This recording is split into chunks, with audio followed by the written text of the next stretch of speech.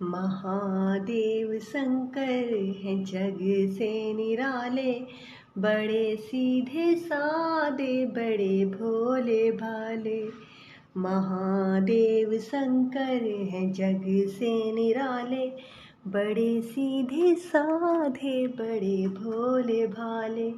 मेरे मन के मंदिर में रहते हैं शिव जी, ये मेरे नयन है उन्हीं के सिवाले। महादेव शंकर हैं जग से निराले, बड़े सीधे सादे बड़े भोले भाले।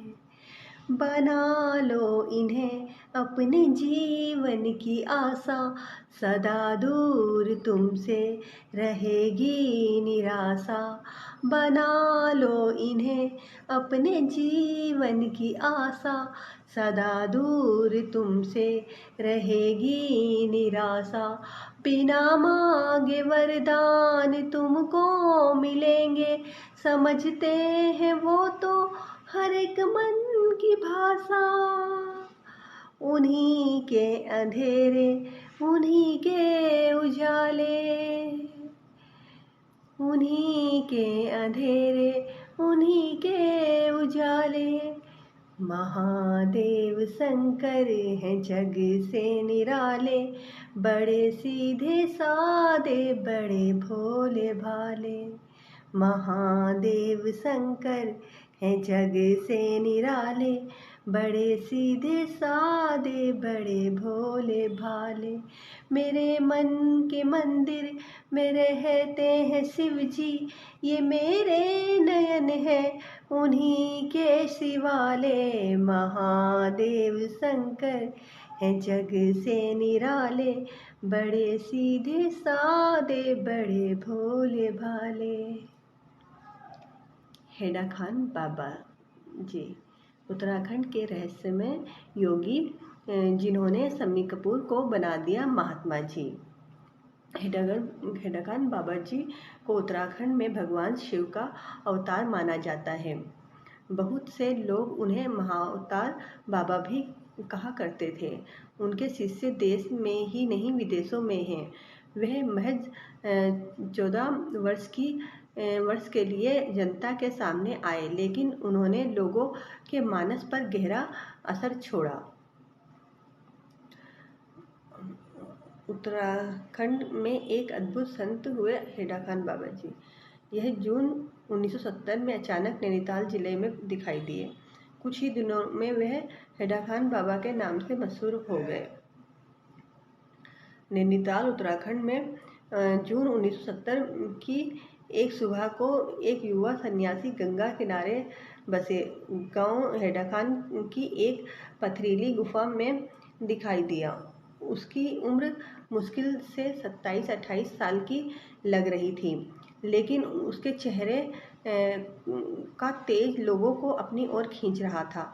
सितंबर में यह सन्यासी जब समाधि में बैठा तो 45 दिन बाद उठा।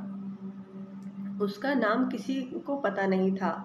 लोग उसे हेडा खान बाबा कहने लगे। बहुतों ने उसे महाअवतार बाबा का नाम दिया।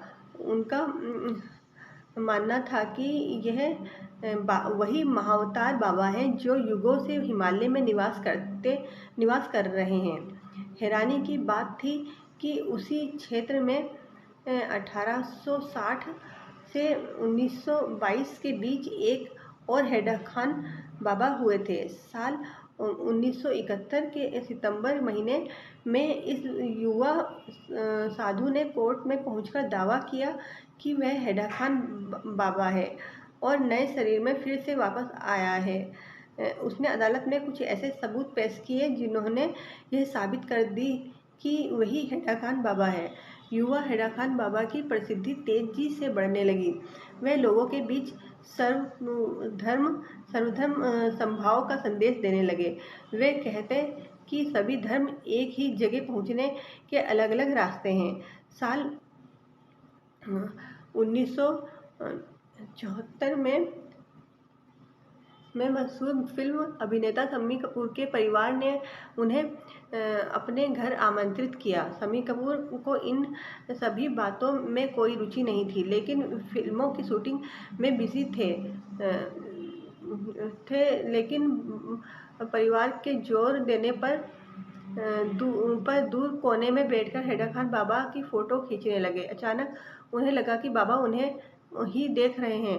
शम्मी कपूर के लिए यह अनोखा अनुभव था। पहली बार नाम दिया महात्मा जी। इस पहली मुलाकात ने शम्मी कपूर में अंदर ही अंदर बहुत कुछ बदल दिया। वह एक बार फिर बाबा के नैनीताल स्थित आश्रम पहुँचे। शम्मी पूरे लाव लश्कर के साथ गए थे। उन्हें स्कॉच पीने का शौक था, डांस करने और मीट खाने का शौक था। उन्हें लग रहा था कि आश्रम में वह कैसे रह पाएंगे।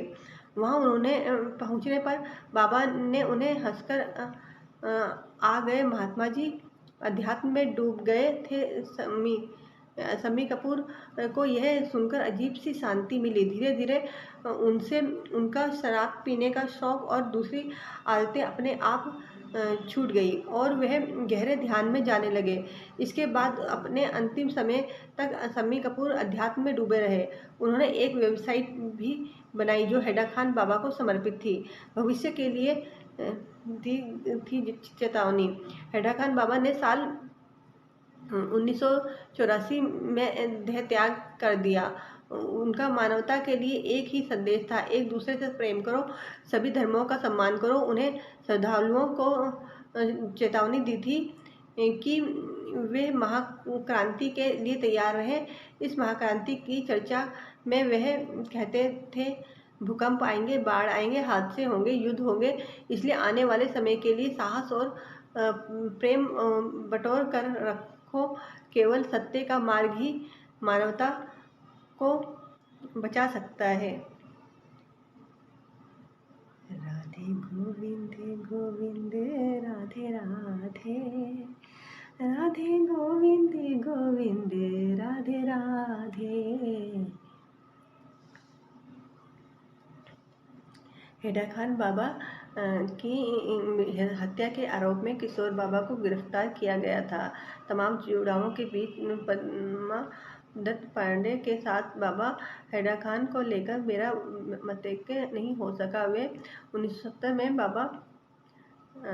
बाबा हैदर खान के भक्त बन गए और कुछ ऐसी अविश्वसनीय बातों की चर्चा उनके बारे में करने लगते कि सहज में उनका साथ देना असंभव सा हो उठा। अंतरंग क्षणों में उन्होंने मुझे बहुत कुछ समझाया भी, लेकिन मैं बाबा के संबंध में प्रचारित अलौकिक बातें स्वीकार नहीं कर सका। वे कहते भाव रखो, लेकिन किस पर मैं समझ नहीं पाता। उनके साथ भक्तों के बीच चर्चा होती कि ब्रह्मा विष्णु महेश बाबा जी के साथ मंत्रणा के लिए हैदर खान आते हैं। पहले तो मैं इन त्रिदेवों के बारे में ही कुछ समझ नहीं पाता। यदि समझ भी लेता तो यह नहीं समझ पाता कि इतनी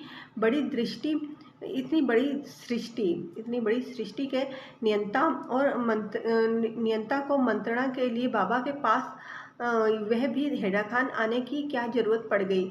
मैंने बाबा जी के खिलाफ कई पत्र पत्रिकाओं में लेख भी लिखे, लेकिन उन्होंने किसी प्रकार की उलाहना नहीं की। दरअसल यह बाबागिरी का जाल समझना इतना आसान भी नहीं है। फिल्म जगत की महान हस्ती शम्मी कपूर तत्कालीन उत्तर प्रदेश के राज्यपाल CPN सिंह बाबा के भक्त थे। लेकिन मेरा तर्क था कि किसी बड़े पद पर बैठे व्यक्ति का विश्वास आम जनमानस के लिए मापदंड नहीं हो सकता, और न ही विदेशियों का जमघट या आस्था हमारे लिए अनुसरणीय हो सकते हैं। दरअसल पिछली सदी में एक कालखंड ऐसा भी आया जब लोगों की अभिरुचि अध्यात्म से अधिक थी। अध्यात्म में अधिक थी।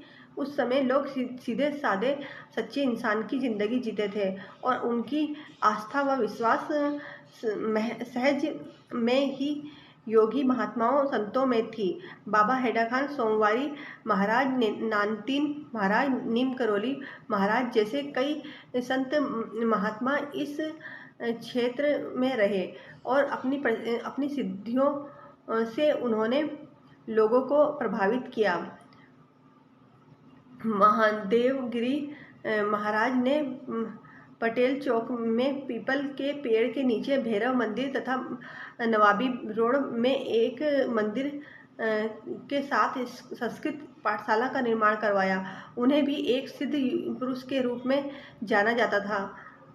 बरेली रोड में भी लटूरिया बाबा आश्रम व सोमवारी आश्रम यहाँ हैं। मैं ना इन संतों की सिद्धियों को नकार रहा हूँ और ना उनकी आलोचना की सामर्थ्य रखता हूँ, किंतु मैं आश्चर्य में डालने वाले किसी सिद्ध पुरुष के संपर्क में नहीं आ पाया हूँ। इसलिए जो इन सिद्धियों से दो चार हुए हों या कारण अकारण आस्थावान बन गए हों, उनकी आस्था को भी ठेस नहीं पहुंचाना चाहता हूं। बाबा हैदर खान भी एक सिद्ध पुरुष के रूप में इस क्षेत्र में ख्याति प्राप्त कर गए हैं। सर्वप्रथम लगभग 1890 के आसपास उन्होंने हैदर खान में एक शिव मंदिर व छोटी धर्मशाला बनाई। लोग कहते हैं कि उससे पूर्व भी उन्हें कुमाऊं अंचल में देखा गया था। हल्द्वानी कंठखरिया में भी उन्होंने एक आश्रम बनवाया था। इसी के आगे पनियाली गांव से आगे घनघोर जंगल में मैंने सीताराम बाबा को रहते हुए देखा है। वे अकेले इस घने जंगल में रहा करते थे और किसी चमत्कार के कायल नहीं थे। साल में शरद पूर्णिमा को उनके आश्रम में भंडारा हुआ करता था। लोग आते रहते, भंडारे की व्यवस्था करते और दिन ढलते ही बाबा उन्हें वहां से चले जाने को कहते। बाबा हैदर खान का चमत्कारिक जीवन वृत्त मैंने कई लोगों से सुना भी और पुस्तकों में यंत्र तंत्र पढ़ा भी। मेरे बड़ बाजियों अक्सर बाबा हैदर खान व सोमवारी महाराज के बारे में अनेक रोचक किस्से सुनाया करते थे और बालपन में उनकी रहस्यपूर्ण बातें रोमांचक लगती थी।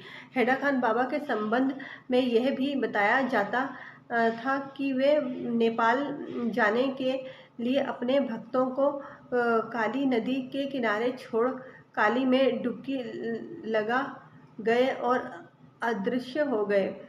अब जब वर्तमान हैदर खान बाबा के रूप में साधारण स्थितियों के बाद असाधारण रूप से लोगों के सामने प्रचारित हो गए, तो स्वाभाविक था कि कुछ प्रश्न चिन्ह लगाए जाएं और यही हुआ भी। पद्मादत्त पंत जी ने भी अपने समाचार पत्र में प्रश्न लगाए, किंतु अब वे इस बात की जानकारी लेने खरिया स्थित हैदर खान बाबा के पास गए तो वहां एकत्रित लोगों के बीच वे झूम झूम कर चिल्लाने लगे। होश आने पर जब उनसे पूछा गया तो वे एक अदृश्य शक्ति के दर्शन हो जाने की बातें करने लगे और कहने लगे कि भाव रखो। इसके बाद श्रद्धालुओं ने बाबा को पूर्व हैदर खान का प्रतिरूप मानकर पूजना शुरू कर दिया। खरिया के लोगों ने भी इस प्रकरण की कुछ दिन बहुत आलोचना की, क्योंकि पूर्व में गठित हैदर खान ट्रस्ट की संपत्ति का भी मामला बीच में था और परगना अधिकारी कार्यालय तक भी मामला पहुंचा। बाबा को भी परगना अधिकारी कार्यालय में उपस्थित होना पड़ा, किंतु श्रद्धालुओं की भीड़ में विरोध का स्वर दब कर रह गया। बाबा बहुत कम बोला करते थे। उनके चारों ओर कई अजनबियों को देखा जाता था। कई विदेशी स्त्री पुरुष भी भक्त मंडली में शामिल हो गए। चिलिया नोला रानीखेत में एक भव्य मंदिर था। मंदिर का निर्माण भी हो गया। बाबा हैदर खान में भी में ही अधिक रहा करते थे। उसके बाद जो हैडा खान के नाम पर ट्रस्ट बना उस पर भी विवाद होते रहे। हल्द्वानी के हिंद हिंद ग्रेन सप्लायर्स के मालिक त्रिलोक सिंह कुआबरी बाबा की अनुपस्थिति में मुनि जी के नाम से प्रतिस्थापित और प्रतिष्ठित हो गए। भक्तगण उनकी भी आरती उतारा करते थे। इस बीच तत्कालीन उत्तर प्रदेश के राज्यपाल CPN सिंह सहित कई राजनेता, अधिकारी और विदेशी इस रहस्य लोक में शामिल होते देखे गए। लेकिन एक दिन अचानक बाबा की मृत्यु हो गई। इस मृत्यु पर भी कई सवाल उभर कर सामने आए। कुछ लोगों ने इसे अस्वाभाविक मौत बताया। प्रशासन के खुफिया तंत्र हैडा खान में तैनात हो गया। कुछ लोगों ने बाबा की मौत को अस्वाभाविक बताते हुए पोस्टमार्टम की मांग उठाई। मैं भी इस मौत पर प्रश्न चिन्ह लगाने वाले नगर के कुछ लोगों के साथ वहां पहुंचा और जांच के लिए एक प्रार्थना पत्र जिलाधिकारी को दिया। इससे प्रशासन में खलबली तो मची, किंतु दूसरे दिन श्रद्धालुओं की भीड़, राज्यपाल की उपस्थिति और रहस्यपूर्ण वातावरण में बाबा को दफना दिया गया। बात यही समाप्त नहीं हो जाती है। चिलिया नोला रानीखेत के बधाड़ गांव के मूल निवासी धनसिंह कुआबरी के पुत्र त्रिलोक सिंह बाबा हैडा खान की मृत्यु के बाद चिलियानोला स्थित विश्व महाधाम हैडा खान का संचालन करने लगे।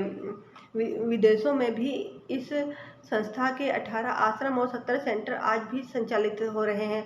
हैडा खान ट्रस्ट के बीच भी कई विवादों के उठने की बातें सामने आती रही। मुनिराज त्रिलोक सिंह कुआबरी की भी 84 वर्ष में 4 अगस्त 2012 में निधन हो गया। उनकी अंतिम यात्रा में शम्मी कपूर के पुत्र आदित्य कपूर व पुत्री कंचन देसाई, पूर्व केंद्रीय मंत्री राजेश पायलट की पत्नी रमा पायलट, फिल्म अभिनेत्री प्रियंका चोपड़ा के ताऊ ब्रिगेडियर VK चोपड़ा व ताई सरिता चोपड़ा के अलावा कई राजनीतिक हस्तियां शामिल हुई। त्रिलोक सिंह जी ने मेरा परिचय 1968 में हुआ था। बेस अस्पताल के सामने जहां मैं रहता था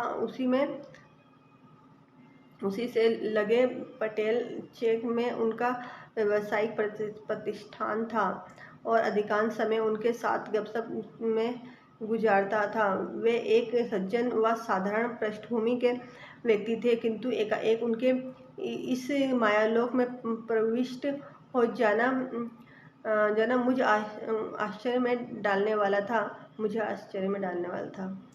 हैडा खान बाबा की मृत्यु के कुछ ही दिन बाद एक किशोर वय का बाबा हत्या के आरोप में गिरफ्तार कर लिया गया। इसका कोई पुख्ता सबूत तो नहीं था, किंतु बताया गया कि उसने एक बाबा को पहाड़ी के नीचे गिराकर मार डाला। पद्मादत्त पंत जी ने इस बाबा को जमानत पर छुड़वा लिया और घर ले आए। उसके लिए एक कुटिया बना दी और बताने लगे कि यह बहुत चमत्कारी बालक है। वे ये बताना चाहते थे कि जिस तरह पुराने हैडा खान बाबा नए चोला पहनकर आए थे, उसी तरह अब इस बालक के रूप में चोला बदल कर आए हैं। उन्होंने बाकेलाल साहब और मुझे उस बालक के चमत्कारों को देखने के लिए आमंत्रित किया और कहा कि इसे देखकर आप लोग भी मान जाओगे।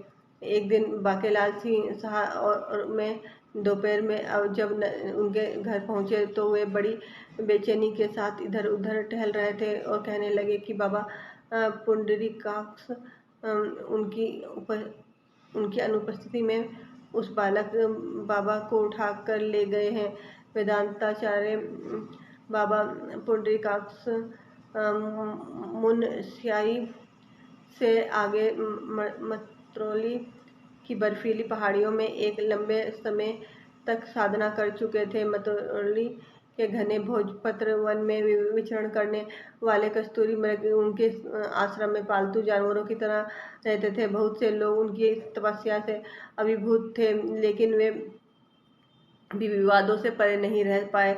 एक बार तो उन्हें जासूस समझकर एक जांच भी की गई।